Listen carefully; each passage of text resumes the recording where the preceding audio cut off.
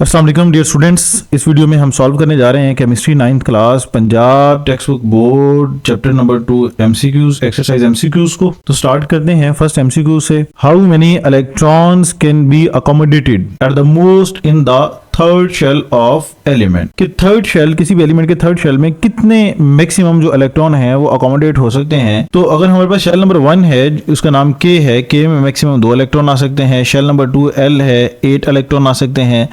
Third shell M है, उसमें 18 electron आ सकते हैं। और फोर्थ शेल के अंदर जो एन है, इसके अंदर 32 इलेक्ट्रॉन मैक्सिमम आ सकते हैं। अब ये तो है कि आप इसको याद कर लें, और दूसरा आप इसको जो कैलकुलेट करना चाहते हैं तो कैलकुलेट के लिए फार्मूला होता है number of electron in a shell को कैलकुलेट करने के लिए फार्मूला होता है 2n का स्क्वायर। अब n शेल नंबर है तो हमारे पास यहाँ पे शेल नंबर क्या है, थर्ड। तो हम क्या करेंगे, n की वैल्यू पे, n की जगह पे 3 वैल्यू पुट करेंगे तो हमारे पास क्या आ जाएगा, 2 इंटू 3 का स्क्वायर, 3 का स्क्वायर 9 आ जाएगा, 9 टू 18 आ जाएगा। तो करेक्ट आंसर होगा 18। तो नेक्स्ट एमसीक्यू है, what information was obtain from discharge tube experiment. तो डिस्चार्ज ट्यूब में जो गिवन ऑप्शंस हैं, structure of atom was discovered, neutron and proton were discovered, electron and proton were discovered, और present of nucleus in an atom was discovered. तो इसमें हमने देखा था कि गैसेस में से जब बहुत कम प्रेशर पर डिस्चार्ज ट्यूब में गैसेस को रखा और उसमें से करंट गुजारा गया, तो सर विलियम क्रूक्स ने जो डिस्कवर किया था वो इलेक्ट्रॉन को किया था, गोल्डस्टाइन ने डिस्कवर किया था प्रोटॉन को। तो discharge tube experiment led to the discovery of electron and proton. तो इसका जो करेक्ट आंसर होगा वो होगा C, electron and proton were discovered. Next MCQ, why have isotope not been shown in the periodic table. तो इनमें से best answer क्या होगा, periodic table can not accommodate a large number of isotope of different element. Second option इसका, some of the isotope are unstable and they give rise to different element. Third इसका जो option है, all the isotope have same atomic number so there is no need to give them separate place. तो in fact periodic table जो है, periodic table किसके base पे उसको design किया गया है, वो डिजाइन किया गया है एटॉमिक नंबर की बेस पे। तो ऑल द आइसोटोप, इसका करेक्ट आंसर होगा all the isotope have the same atomic number so there is no need to give them separate place. तो करेक्ट आंसर इसका होगा सी। नेक्स्ट एमसीक्यू है, which particle is present in different number in isotope. Isotope के अंदर कौन सी चीज जो है वो डिफरेंट होती है, इलेक्ट्रॉन है, न्यूट्रॉन है, प्रोटॉन है, और बोथ न्यूट्रॉन एंड इलेक्ट्रॉन। तो सबसे पहले देखते हैं आइसोटोप्स क्या होता है। आइसोटोप एटम्स हैं जिनका सेम एटॉमिक नंबर होता है एंड डिफरेंट मास नंबर। हमारे पास एग्जांपल्स हैं, प्रोटियम है, ड्यूटेरियम है और ट्रिटियम है। प्रोटियम, अब इन तमाम का चूंकि एटॉमिक नंबर 1 है तो तमाम के अंदर प्रोटॉन की तादाद 1 होगी।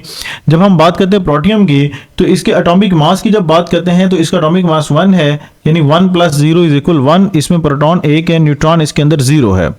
ड्यूटेरियम की बात करते हैं तो इसका एटॉमिक मास 2 है, 1 + 1 = 2। इसमें 1 प्रोटॉन है तो 1 इसके अंदर न्यूट्रॉन होगा। उसके बाद आगे हम बात करते हैं एटॉमिक मास जो 3 है, इसका मतलब 1 + 2 = 3। तो प्रोटॉन अगर 1 है तो न्यूट्रॉन इसके अंदर 2 होंगे। तो तमाम आइसोटॉप्स के अंदर जो डिफरेंस है वो नंबर ऑफ प्रोटॉन तो सेम है, जो डिफरेंट है वो क्या है, नंबर ऑफ न्यूट्रॉन। तो करेक्ट आंसर होगा neutron. Next MCQs, in which isotope of oxygen there are equal number of protons, electrons and neutron. तो उसके लिए हम देखते हैं ऑक्सीजन 8, 16 को, अब इसका एटॉमिक नंबर 8 है। जब एटॉमिक नंबर 8 है तो इसका मतलब है कि इसके अंदर नंबर ऑफ प्रोटॉन 8 है। जब नंबर ऑफ प्रोटॉन 8 होंगे तो चूंकि न्यूट्रल एटम है तो नंबर ऑफ प्रोटॉन भी 8 है, नंबर ऑफ न्यूट्रॉन भी 8 है। अब 16 इसका एटॉमिक मास है। 16 एटॉमिक मास किसके इक्वल होता है, नंबर ऑफ प्रोटॉन और नंबर ऑफ न्यूट्रॉन। तो 16 में से 8 तो उसके अंदर नंबर ऑफ प्रोटॉन है, तो बाकी क्या बचेंगे, नंबर ऑफ न्यूट्रॉन। तो नंबर ऑफ न्यूट्रॉन भी 8 होंगे। तो ऑक्सीजन 8, 16 जो है इसके अंदर सेम है, नंबर ऑफ प्रोटॉन भी 8 है, नंबर ऑफ इलेक्ट्रॉन भी 8 है और नंबर ऑफ न्यूट्रॉन भी 8 है। तो गिवन आंसर इसका है 16 वाला बी। तो बेटा YouTube पे हमारी वीडियोस जो हैं, हमारी वीडियोस एमसीक्यूज के लिए भी हैं, शॉर्ट क्वेश्चंस के लिए भी हैं, कंस्ट्रक्टेड रिस्पांस क्वेश्चंस के लिए भी हैं, डिस्क्रिप्टिव क्वेश्चन और इन्वेस्टिगेटिव क्वेश्चंस के लिए भी हैं। तो हमारी वीडियोस को YouTube पे सर्च करने के लिए आपने, अगर हमारी शॉर्ट क्वेश्चन की वीडियो सर्च करनी है तो आप मेंशन करेंगे chemistry 9th chapter 2 short answers by Asim tutors. और इसी तरह से अगर आपने हमारे कंस्ट्रक्टेड रिस्पांस क्वेश्चन सर्च करने हैं तो उसके लिए आप सर्च करेंगे chemistry 9th chapter 2 constructed response questions by Asim tutors. Next MCQ है, what will be the relative atomic mass of nitrogen given the abundances of its two isotopes। तो nitrogen का एक आइसोटॉप, इसका आइसोटॉप का जो मास है वो 14 है, दूसरे का 15 है। And 99.64 and 0.35 respectively. तो इनकी जो परसेंटेज अबंडेंस है वो 14 वाले की 99.64 है और 15 वाले की 0.35 है। तो आपने मालूम क्या करना है, रिलेटिव एटॉमिक मास। उसके लिए आपने क्या किया है कि जो फर्स्ट आइसोटोप है उसको मल्टीप्लाई किया फर्स्ट अबंडेंस से, इसी तरह से सेकंड आइसोटोप को आपने मल्टीप्लाई करना है, उसकी अबंडेंस से डिवाइड करना है आपने 100 से। इन दोनों को आपने जब मल्टीप्लाई किया, इसी तरह से 15 को 0.35 से मल्टीप्लाई किया, दोनों वैल्यूज को प्लस करेंगे, 100 पे डिवाइड करेंगे, तो आपके पास फाइनल आंसर आ जाएगा ये वाला। तो करेक्ट आंसर इसका होगा 14.0021। Next, how is radio carbon dating use for archaeologist. तो जो रेडियो कार्बन डेटिंग है इसका लिटरल मीनिंग ही यही है कि जो कार्बन डेटिंग है, कार्बन डेटिंग किसके लिए यूज होती है, ये डिटरमिन करती है एज ऑफ फॉसिल्स को, यानी ऑर्गेनिक मैटर को। फॉसिल्स क्या होते हैं, जो डेड प्लांट्स एंड एनिमल्स हैं जो डाइड हो गए, बरीड हो गए अंडर द अर्थ क्रस्ट। तो ये बेसिकली कार्बन 14 के जरिए हम उनकी एज को डिटरमिन करते हैं। तो इसका फर्स्ट आंसर ही करेक्ट होगा, it help determine the age of organic matter.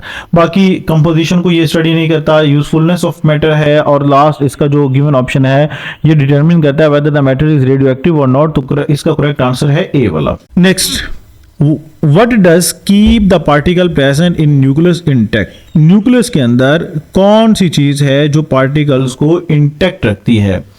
तो न्यूक्लियस के अंदर, न्यूक्लियस में आपको पता है प्रोटॉन्स होते हैं, प्रोटॉन को रिपेल करता है, तो उसकी रिपल्शन से न्यूक्लियस ब्रस्ट होने के चांसेस हैं। लेकिन न्यूक्लियस के अंदर क्या होती हैं, स्ट्रॉन्ग न्यूक्लियर फोर्सेस बाइंड जो करती हैं प्रोटॉन और न्यूट्रॉन को न्यूक्लियस में डिस्पाइट रिपल्शन। ये हिंट है। तो इसका करेक्ट आंसर होगा particles are held together by strong forces. अब बाकी ऑप्शंस में क्या है, वीक न्यूक्लियर फोर्सेस है, ये भी नहीं हो सकता। इलेक्ट्रोस्टैटिक फोर्सेस भी वीक फोर्सेस हैं, इसके जरिए भी नहीं हो सकते, ये पार्टिकल हेल्ड नहीं हो सकते। डाइपोलर फोर्सेस के जरिए भी नहीं हो सकते। तो इसका करेक्ट आंसर होगा ए वाला। Next MCQs, how does electron keep themself away from oppositely charge nucleus. Electrons के ऊपर ये हमारे पास एक जनरल स्ट्रक्चर है, इसमें न्यूक्लियस है, पॉजिटिवली चार्ज है, चूंकि न्यूक्लियस के अंदर प्रोटॉन्स होते हैं और शेल्स के अंदर नेगेटिवली चार्ज इलेक्ट्रॉन होते हैं। तो इन दोनों के ऊपर जो चार्ज है वो ऑपोजिट है। तो क्वेश्चन ये है, how do electron keep themself away from the oppositely charge nucleus. कि जो इलेक्ट्रॉन है वो किस तरह से अवे रहते हैं, वो न्यूक्लियस के अंदर फॉल क्यों नहीं करते, ये नेगेटिव पॉजिटिव के अंदर अट्रैक्शन क्यों नहीं होती, और ये इलेक्ट्रॉन जो है वो दायरों में घूमने के बजाय वो न्यूक्लियस में क्यों नहीं गिर जाते। तो इसके जो ऑप्शन है, बाय कीपिंग देमसेल्फ स्टेशनरी है, by revolving around the nucleus है, due to their wave like nature है, और मैग्नेटिक फील्ड है। तो इसका जो करेक्ट आंसर इसके लिए हिंट क्या है कि इलेक्ट्रॉन रिवॉल्व करते हैं ऑर्बिट्स में, ये बैलेंस करते हैं इलेक्ट्रोस्टैटिक अट्रैक्शन। इलेक्ट्रोस्टैटिक अट्रैक्शन क्या है, जो इसकी पॉजिटिव और नेगेटिव की अट्रैक्शन है।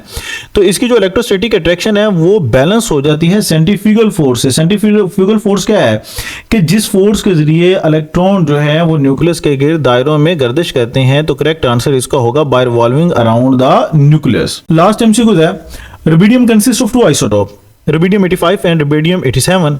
The percentage abundance of light isotope. Light isotope इसमें कौन सा है, लाइट आइसोटोप है रुबिडियम 85। उसकी जो परसेंटेज है वो 72.2% है। What is the percentage abundance of the heavier isotope. ले जी, आपको पता है कि 2 की जो परसेंटेज अबंडेंस है, एक लाइटर है, लाइटर वाले की 72.2% है, हैवियर की हमने फाइंड आउट करनी है।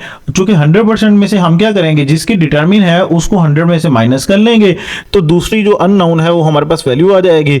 तो हमारे पास 72.2 प्लस एक्स, चूंकि एक्स अननोन है, जो परसेंटेज हमने फाइंड करनी है हैवियर एलिमेंट की, इज इक्वल 100, और एक्स किसके को आ जाएगा, 100 में से आप डिटरमिन वैल्यू को माइनस कर देंगे, तो आपके पास जो आंसर आ जाएगा वो क्या आ जाएगा, 27.8%।